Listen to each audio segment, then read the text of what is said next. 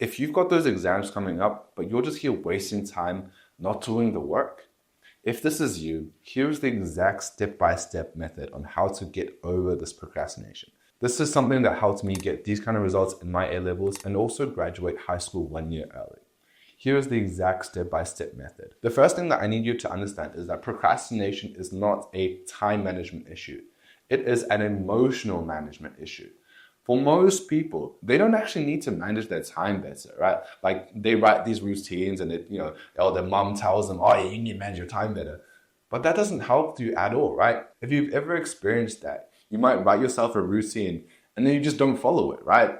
The problem is it's not your time management. It's actually your emotional management. Because procrastination is usually an avoidance of a negative emotion. Think about the kind of things you're avoiding when you're avoiding that task, for example. For example, you got an exam coming up and you think you haven't studied yet and you're kind of overwhelmed, you're intimidated, you're a bit anxious, you're a bit fearful, for example. And so you think like, oh yeah, that's such a big task and it's an ambiguous big task that you need to do. And so, maybe I'll just do it later. Oh, it's fine. I'll just play some games first and I'll think about it later, right? That's what happens to you. Another example, a lot of us guys will relate to, if you're trying to speak to that girl that you like, right? You want to speak to that girl over there. You want to speak to her, but then you're thinking like, oh yeah, I'm nervous. I'm scared. What if she rejects me or whatever? And so you think, oh yeah, actually, I'll just do it later. I'll speak to this guy first. And you put it off and you put it off, but you never actually end up doing it, right? It's this avoidance of the negative emotion that you actually have to deal with. It's this avoidance of these negative emotions which creates procrastination, right? That's the problem that we actually need to tackle itself. We need to tackle some of that. We need to improve our ability to manage these emotions like fear, like anxiety, like uncertainty, right? We need to tackle those head on and deal with them in a better, more healthy way. I talk even more about this in my course below. Have a look at that if you're a student. How do we actually better manage this kind of emotion? Well, one of the best ways to reduce it and actually understand this emotion is to define this emotion, right? A lot of it comes down to uncertainty. We have this feeling of uncertainty because you have this ambiguous big fear that you have. You think like, oh, what if I fail this exam? Or, you have this big task that you have to do, right? Imagine you have a big assignment. And it's really, it looks so long. You read the brief and it's like, oh, it's so much stuff. I can't be bothered doing it. Because we haven't defined the fears or defined the kind of emotions, we have all this uncertainty, which makes it way stronger, right?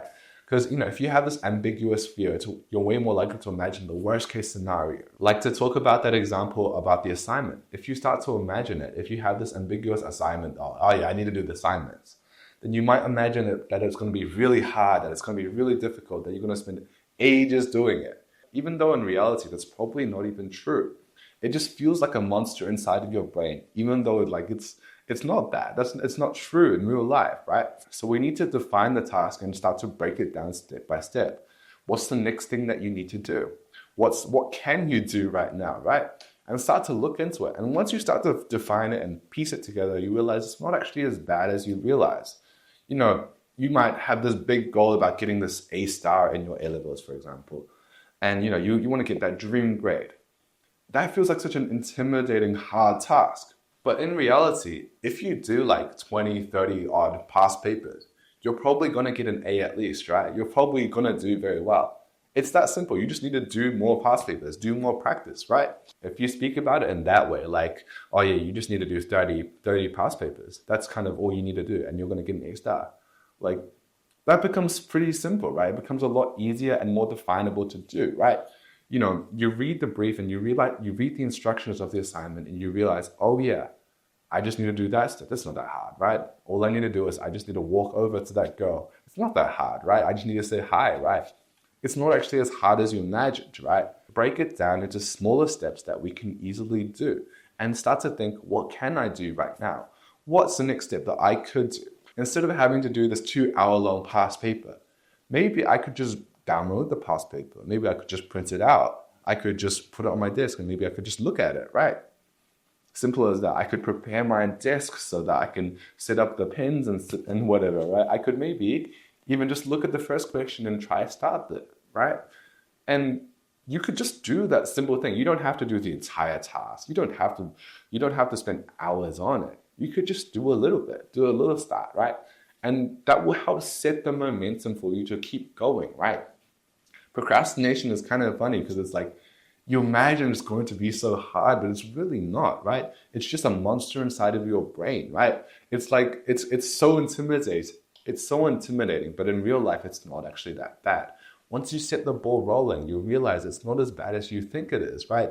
I'm sure we've all experienced that. And so the way that you can practice this is that you should try and define it as much as possible. Try and define like all these little steps that you can do and just try and do the next one. And also, when you're trying to plan your study sessions, when you're trying to prepare them, you should be trying to remove as much uncertainty as possible because uncertainty really is the main barrier for procrastination, for actually starting to do the work. If you're going to plan any kind of study, you should make it as specific as possible. Instead of thinking, oh yeah, tomorrow, I'm going to study. Tonight, I'm going to study. Like that's not a plan, right? The reason why your timetables might have failed in the past, or the reason why they don't work, is because you haven't really created good plans, right? You just made a plan like, oh yeah, tomorrow I'm going to study. What are you going to study? When are you going to study? Where are you going to study? Like, you need to specify it and remove as much uncertainty and as much like little decision making as possible to make it easy for yourself to actually start doing it. For example, instead of saying tomorrow I'm going to study, you could say tomorrow I'm going to study this 2017 AS Physics Paper 2 in the library at 7 a.m. Something like that, right? And if you do that and you put that into like a Google Calendar or your personal notes and you shove that into your timetable, you're way more likely to do it because you've removed so much uncertainty.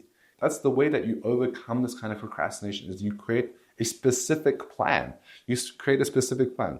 You define what steps you need to do, what things you need to do. If you create the plan, you must define it as much as possible so that you're way more likely to actually do it. If you are in the situation where you are procrastinating this task and you're watching this video, well, what you need to do is just do the next step.